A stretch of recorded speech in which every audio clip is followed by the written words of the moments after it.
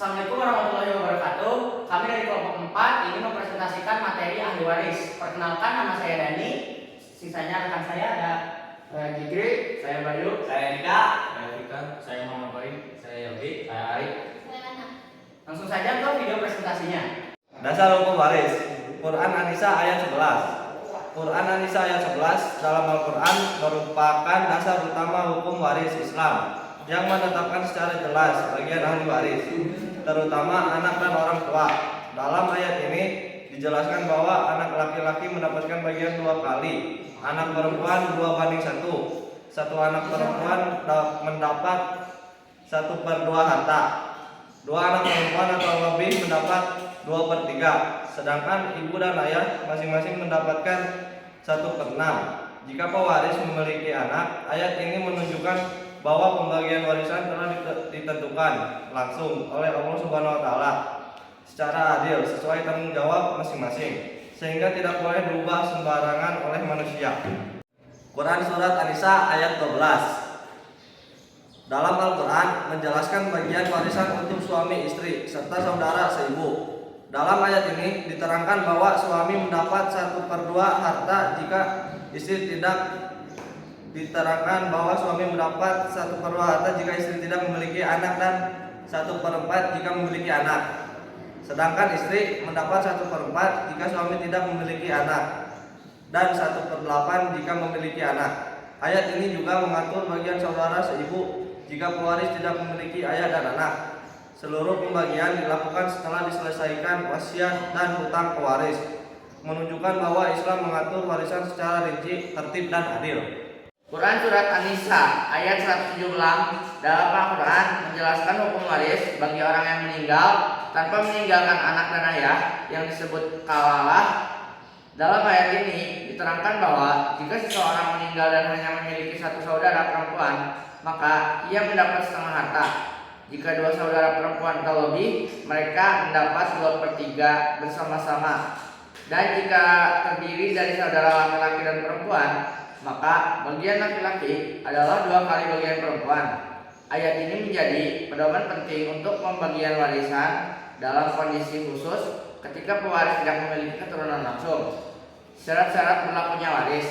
Sebelum harta dibagi, harus memenuhi 3 syarat utama. Yang pertama, pewaris benar-benar meninggal dunia.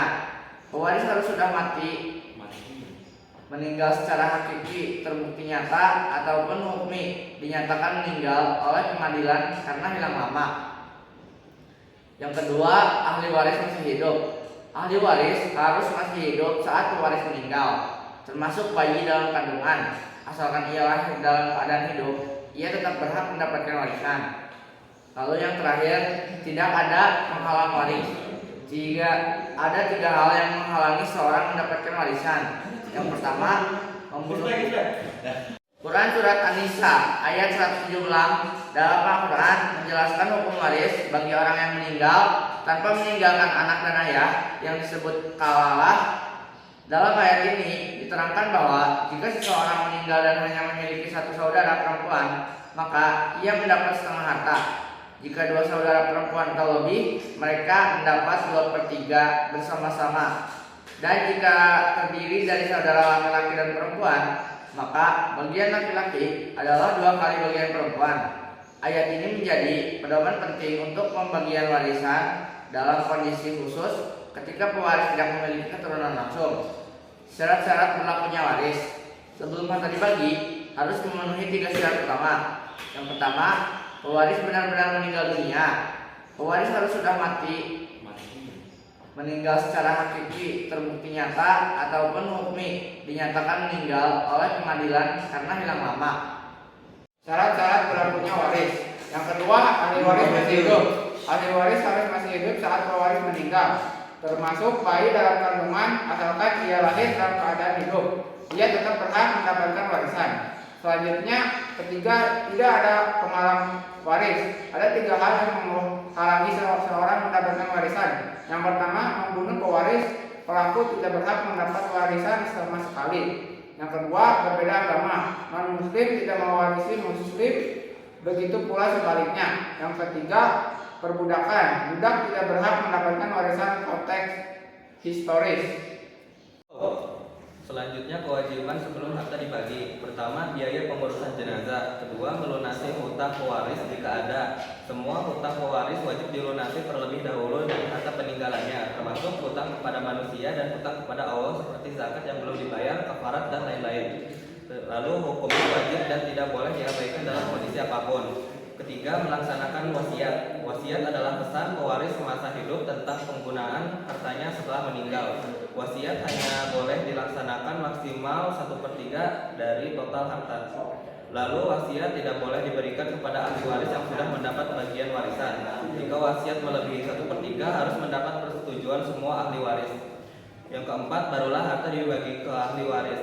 Selanjutnya tabel ahli waris. Pertama, suami mendapat bagian 1/2 jika tidak ada anak atau cucu, mendapat 1/4 jika ada anak atau cucu. Lalu istri mendapat 1/4 jika tidak ada anak atau cucu, mendapat 1/8 jika ada anak atau cucu, dan dibagi rata jika dari 1/4 atau 1/8 bagian tersebut jika istri lebih dari seorang. Ketiga, anak laki-laki.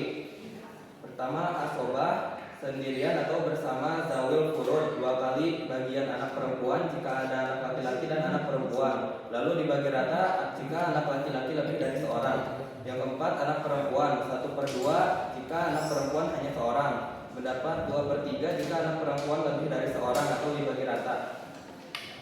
Yang ketiga, lalu asobah 1/2 bagian anak laki-laki jika ada anak laki-laki dan anak perempuan. Yang kelima, cucu laki-laki atau dari anak laki-laki.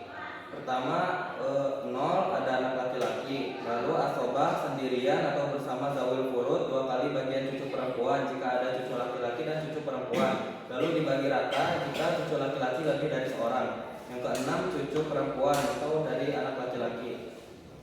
Pertama, 0 jika ada anak laki-laki, ada 2 orang atau lebih anak perempuan kecuali cucu perempuan bersama cucu laki-laki.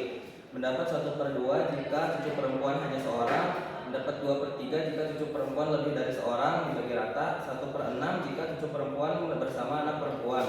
Lalu asobah jika 1/2 bagian cucu laki-laki jika ada cucu laki-laki dan cucu perempuan.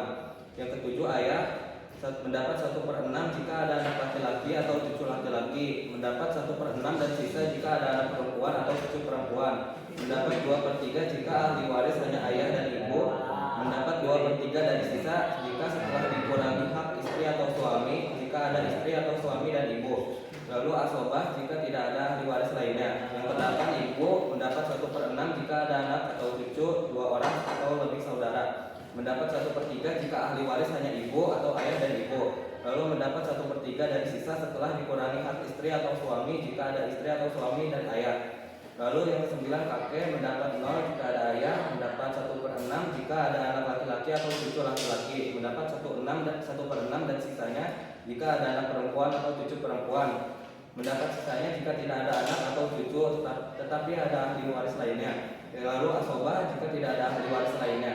Yang ke-10, nenek mendapat 0 jika ada ayah atau ibu, untuk nenek dari ayah, ada ibu untuk nenek dari ibu, mendapat 1/6 jika ada maupun tidak ada wali waris lainnya selain ayah atau ibu. Dan belum mendapat 1/6 dibagi rata jika nenek lebih dari seorang. Yang terakhir, saudara laki-laki kandung mendapat 0 jika ada ayah atau anak laki-laki atau cucu laki-laki dari anak laki-laki.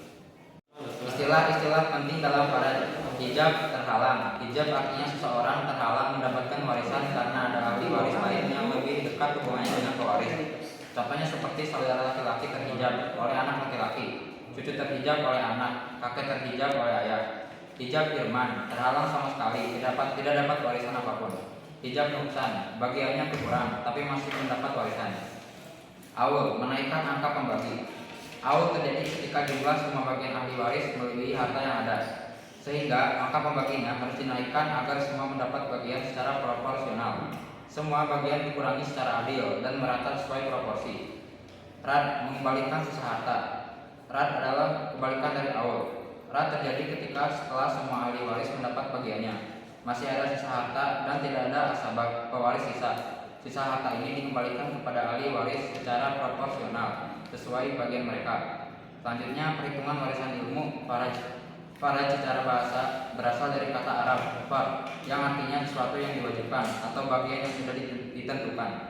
Secara istilah, faraj adalah ilmu yang mempelajari cara pembagian harta warisan kepada orang-orang yang berhak menerimanya sesuai dengan ketentuan Allah Subhanahu wa taala dalam Al-Qur'an dan hadis. Selanjutnya ada contoh perhitungan sederhana dalam warisan. Misalnya di sini Pak Ahmad meninggal dunia dan meninggalkan harta sebesar 180 juta rupiah. Kita tulis dulu 180 juta rupiah.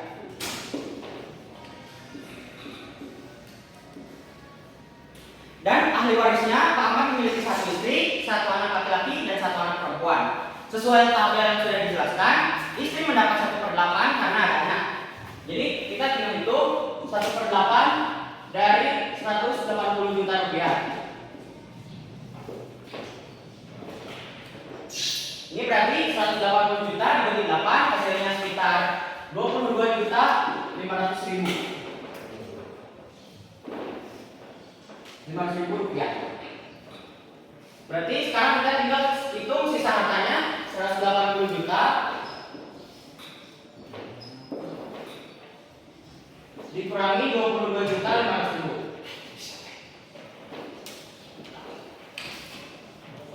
Hasilnya sekitar 150 juta, sisanya 157.500.000. Selanjutnya ahli waris yang dimiliki oleh Pak Ahmad yaitu satu anak laki-laki.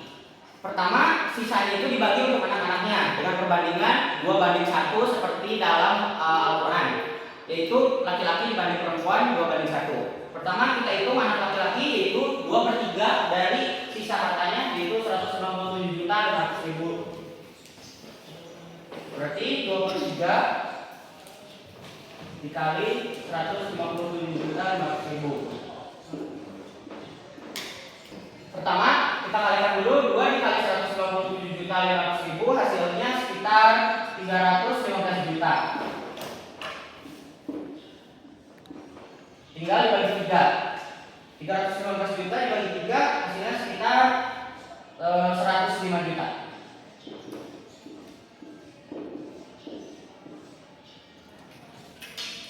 Jadi bagian anak laki-laki mendapat 105 juta dan juga sekarang tinggal anak perempuannya yaitu tinggal ini 2/3-nya, berarti anak perempuannya 1/3-nya dari sisa harta atau dari harta ini, sisa harta setelah dikurangi oleh istri 1/3 dari 157.500.000 yaitu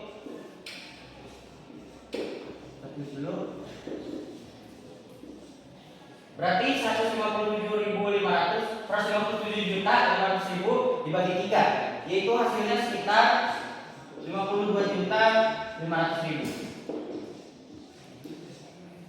Jadi begitu contoh perhitungan sederhana untuk warisan.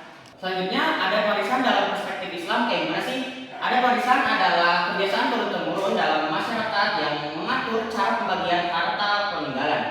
Di Indonesia terdapat 3 sistem hukum waris yang berlaku secara berdampingan. Pertama, ada sistem hukum waris Islam, yaitu berlaku untuk umat Islam, dasarnya dari Al-Quran dan hadis. Yang kedua, ada sistem hukum waris adat, berlaku untuk masyarakat-masyarakat adat dan juga dasarnya dari kebiasaan lokal yang turun-temurun. Yang ketiga, ada sistem hukum waris perdata, yaitu berlaku untuk umum atau non-muslim dan juga dasarnya dari KUH perdata. Sikap Islam terhadap hukum adat waris. Islam tidak menolak semua adat selama adat tersebut tidak bertentangan dengan Al-Quran dan Sunnah. Prinsip ini dikenal dengan kaidah fikih. Kaidah fikih adatu mukafamah, artinya adat kebiasaan dapat dijadikan hukum selama tidak bertentangan dengan syarat Islam. Jadi bahwa adat yang sejalan dengan Islam boleh diikuti dan dilaksanakan. Adat yang bertentangan dengan Islam wajib ditinggalkan dan diganti dengan hukum faridah. Penyesalan sengketa warisan. Pengertian sengketa warisan adalah perselisihan atau konflik antara ahli waris mengenal pembagian harta peninggalan. Ini adalah salah satu masalah yang paling sering terjadi dalam keluarga dan dapat merusak hubungan antara anggota keluarga jika tidak diselesaikan dengan baik. Penyebab umum terjadinya sengketa warisan, ada ahli waris yang tidak jujur dalam melaporkan harta pewaris. Ada pihak yang merasa bagaimana tidak adil atau tidak sesuai. Pewaris tidak membuat wasiat yang jelas selama hidupnya. Ada harta yang disembunyikan oleh salah satu pihak. Perbedaan pandangan antara hukum adat dan hukum Islam yang diterapkan. Cara penyelesaian sengketa warisan. Yang pertama, penyelesaian jalur damai. Yang kedua, penyelesaian jalur hukum, yaitu pengadilan. Ada beberapa cara dalam penyelesaian. Cara yang ke-1, musyawarah keluarga. Ini adalah cara yang paling diutamakan dalam Islam. Seluruh keluarga duduk bersama, berdiskusi dengan kepala dingin dan mencari solusi terbaik bagi semua pihak tanpa ada yang merasa dirugikan. Quran Surat Al-Imran ayat 159. Dan bermusyawarahlah dengan mereka dalam urusan itu. Kemudian apabila kamu telah membulatkan tekad, maka bertawakallah kepada Allah.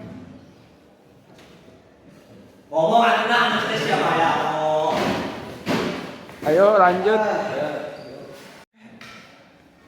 Masih dalam penyelesaian jalur damai.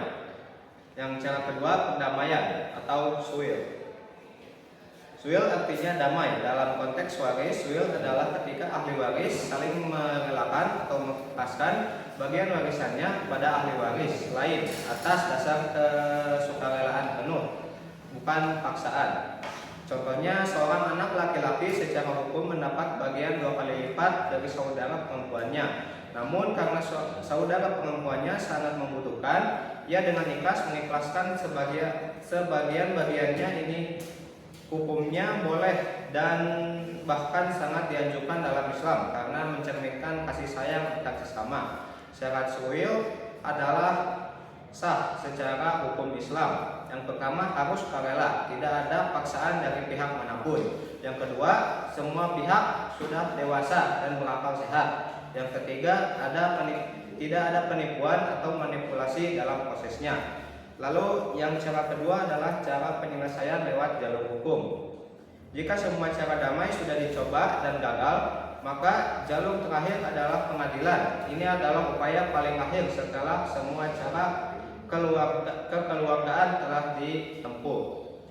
Pengadilan ada 2 cara jalur hukum, yaitu lewat pengadilan agama dan juga pengadilan negeri. Yang pengadilan agama yang pertama khusus untuk menyelesaikan sengketa waris bagi umat Islam menggunakan komplikasi hukum Islam KHI sebagai pedoman utama, menggunakan dasar hukum UU No. 3 tahun 2006 tentang peradilan agama. Lalu yang terakhir, mediasi terlebih dahulu, sidang putusan hakim yang bersifat mengikat. Lalu pengadilan negeri. Yang pertama untuk sengketa waris yang menggunakan hukum perdata atau hukum adat. Yang kedua, hakim wajib menggali nilai-nilai hukum yang hidup di masyarakat. Yang terakhir, pasal 5 Undang-Undang Nomor 48 Tahun 2009 tentang kekuasaan kehakiman. Sekian presentasi dari kelompok 4. Mohon maaf bila ada kesalahan. Wassalamualaikum warahmatullahi wabarakatuh.